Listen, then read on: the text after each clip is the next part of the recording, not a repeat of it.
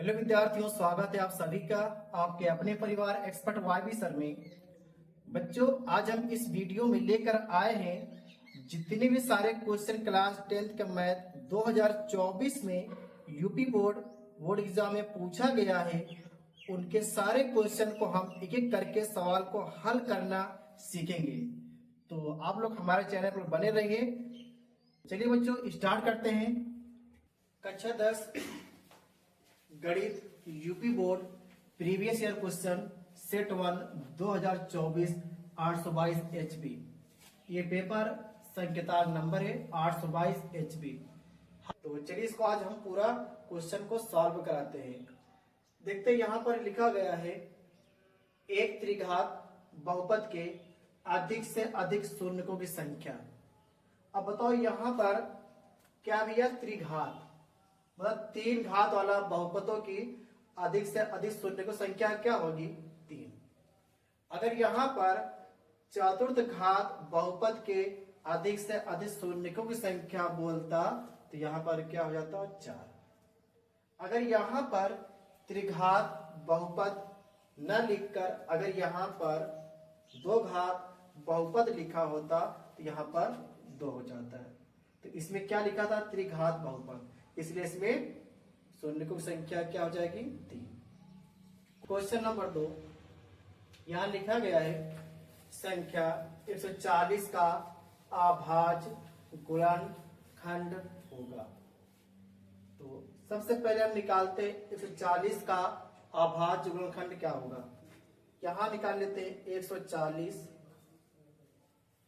तो इसको यहां 2 से काटेंगे, 2 सत्ते 14, फिर 2 से काटिएगा, 2 तिया 6, यहां पर कितना बचा? 1, तो 1 यहां बगल में ऐड हो जाएगा, कितना बचेगा? 10, तो 2 पंजे 10। अब जो 35 आए 2 से तक कटेगा नहीं, या तो 5 से काट दीजिए और या तो 7 से काट दीजिए। तो यहां पर क्या होगा? 5 सत्ते 35 और 7 एकम 7। तो इसका हम लिखना है कि अभाज्य गुणनखंड होगा। अभाज्य गुणनखंड।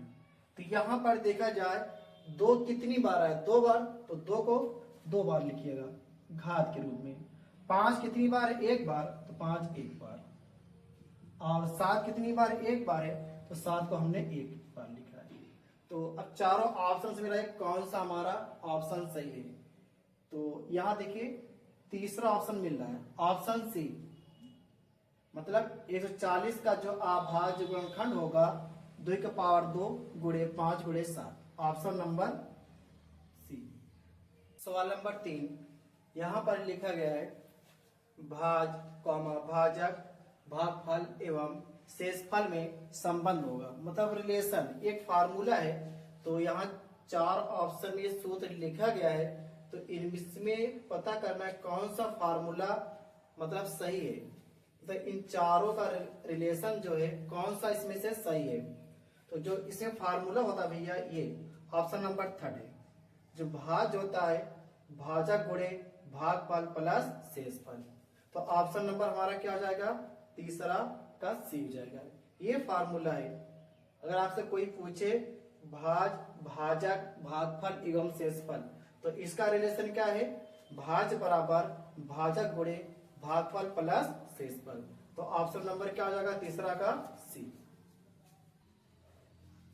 क्वेश्चन नंबर 4, यहां पर लिखा गया है रैखिक समीकरण x प्लस 2y प्लस 5 बराबर 0 minus 3x minus 6y plus 1 बराबर 0 के युग्म का हल होगा। तो चलिए इसको हम हल करते हैं कि 4 ऑप्शन में से कौन सा ऑप्शन सही है। पहला ऑप्शन दिया गया है अद्वितीय, 2 अपरिमित रूप से अनेक, इनमें से कोई नहीं। तो चलिए इसको हम हल करके बताते हैं इसमें से कौन सा होगा। इसे मान लेते हैं यहाँ पर x प्लस 2y प्लस 5 बराबर 0 और माइनस 3 माइनस 6 प्लस 1 बराबर 0।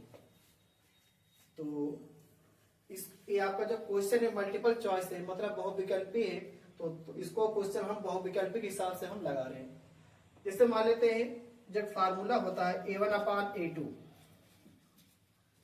A1 अपान A2, तो पहला वाला क्या होता है A1, यहाँ होता है A1, इसका मान क्या है 1, A2 मतलब यहाँ पर है -3, तो A1 अपान A2 क्या हो गया 1 अपान -3।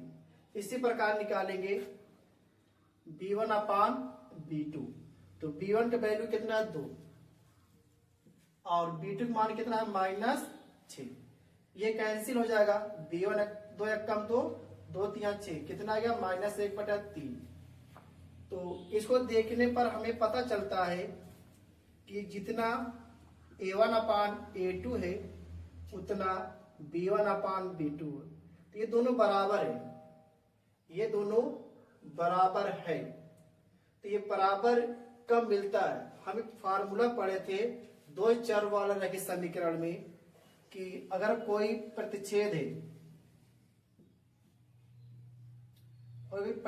है, तो जो इसका संबंध होता है A1 upon A2 is equal not B1 upon B2 का।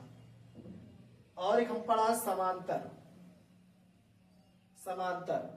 जब समांतर होता है तब इनका संबंध क्या होता है A1 upon A2 B1 upon B2 is equal not C1 upon C2 के। एक हम पढ़ा है संपाती, ये क्या होता है A1 अपान A2 B1 अपान B2 और C1 अपान C2। तो यहां पर देखो A1 अपान A2 B1 अपान B2, अब यहां पर C1 अपान C2 उसको भी निकाल लेते हैं आगे, C1 बाई C2, तो C1 वैल्यू कितना है 5 और C2 मान कितना है 1, जबकि थोड़ा अलग है, मतलब C1 अपान C2 ये बराबर नहीं आया। तो देखो इन तीनों में से क्या मिलता है, समांतर का नियम मिल रहा है, तो जब तक ये समांतर में क्या होता है, जो इसका हल होता है कोई हल नहीं होता है, इसमें क्या होता है कोई हल नहीं होंगे, क्योंकि जब तक दोनों समांतर रेखा आपस में टकराएंगे नहीं तब तक उनका कोई हल मिलेगा नहीं। तो इसमें से ऑप्शन देखिए, अद्वितीय हल ये भी नहीं होगा, 2 ये भी नहीं होगा, अपरिमित रूप से अनेक हल होंगे ये भी नहीं होगा, तो ऑप्शन क्या हो जाएगा इनमें से कोई नहीं, नन ऑफ दीज, इनमें से कोई नहीं। तो क्वेश्चन नंबर 4 क्या होता है कंप्लीट होता है। क्वेश्चन नंबर 5 यहां पर लिखा गया है समांतर श्रेणी -5, -1, 3, 7 का सार अंतर होगा, मतलब जो सीरीज लिखा गया है इनके बीच का अंतर निकालना है, -5 और -1 का बीच का अंतर, या -1 और 3 के बीच का अंतर निकाल लीजिए, या 3 और 7 का अंतर निकाल लीजिए। अगर देखा जाए 3 और 7 अंतर क्या है 4, आप देख कैसे लगा सकते हो, 3 और 7 अंतर क्या है 4 है ना, अंतर में होता है बड़ी संख्या में से छोटी संख्या घटाना। ये जो सीरीज है अगर इसको हम सवाल के हिसाब से लगाए, ये आपका होता है भैया पहला पद, ये होता है दूसरा पद। तो सार अंतर ज्ञात करने के लिए सार अंतर लिखते हैं D, तो दूसरे पद में से पहला पद हम क्या कर देते हैं घटा देते हैं, तो दूसरा पद क्या है -1, माइनस मीन्स क्या होता है घटाना, पहला पद क्या है -5, अब यहां देखो माइनस क्या होता है प्लस, अब प्लस माइनस घटेंगे यहां पर 5 में से 4, तो ऑप्शन नंबर क्या हो जाएगा हमारे पास D. Question number 5 complete. Question number 6 यहां लिखा गया है द्विघात समीकरण ax² plus bx plus c बराबर 0 का विविधकर होगा। हमसे इसका फार्मूला पूछा गया है। ये द्विघात समीकरण का व्यापक रूप है, मतलब साधारण रूप है, स्टैंडर्ड फॉर्म है, और इसका फार्मूला पूछा गया विविधकर का। तो बच्चों हम जानते हैं जो फार्मूला होता है विविधकर का, d बराबर b² माइनस 4ac, d बराबर b² माइनस 4ac, ये फार्मूला होता है। तो हम देखते हैं ये फार्मूला किस में लिखा गया है। देखो यहाँ पर प्लस है तो ये वाला नहीं होगा, b² माइनस 4ac ये वाला आपका हो जाएगा, ऑप्शन नंबर सी। और आप चेक कर सकते हो, देखो यहाँ पर प्लस है, यहाँ पर प्लस है, यहाँ 4 AC है और यहाँ पर -4 AC है, जबकि यहाँ पर +2 AC, तो बिल्कुल ही नहीं होगा। अब पहले देखो यहाँ पर क्या माइनस है, तो इसलिए जो ये फार्मूला होता है विविधकर का, D बराबर B² - 4AC, option number C. Question number 6 का option number C. Question number 7, यहां लिखा गया है दो बिंदुओं 2,3 और 4,1 के बीच की दूरी होगी। मतलब दो बिंदुओं के बीच की दूरी हमसे पूछा जा रहा है। तो हम जानते हैं जो फार्मूला होता है बच्चों, स्मॉल d बराबर √x1 - x2 का whole square plus y1 - y2 का होल स्क्वायर। चाहे आप x1 और x2 को हम आगे पीछे लिख सकते हैं, क्योंकि ऊपर स्क्वायर है तो कुछ फर्क नहीं पड़ने वाला है। तो जो यहाँ पर बिंदु दिया गया है, ये हमारा इसको मानते हैं x1, ये आपका y1, ये आपका x2, ये आपका y2। इस फार्मूले पर अप्लाई करेंगे तो d बराबर x1 कितना यहाँ पर देखो 2 माइनस x2 कितना यहाँ पर 4, तो 2 - 4 का होल स्क्वायर, आगे प्लस है तो प्लस लिखिए। अब यहाँ पर क्या हो, y1 कितना है 3 माइनस y2 कितना है 1, तो 3 - 1 का होल स्क्वायर। आगे d बराबर, अब देखो यहाँ पर 2 में 4 घटाएंगे तो -2, तो -2 का स्क्वायर प्लस 3 में 1 घटाओ कितना है 2, तो 2 का स्क्वायर। अगेन d बराबर, हम जानते हैं बच्चों अगर कोई संख्या माइनस रहती है तो स्क्वायर करने पर क्या आ जाता है, प्लस आ जाता है।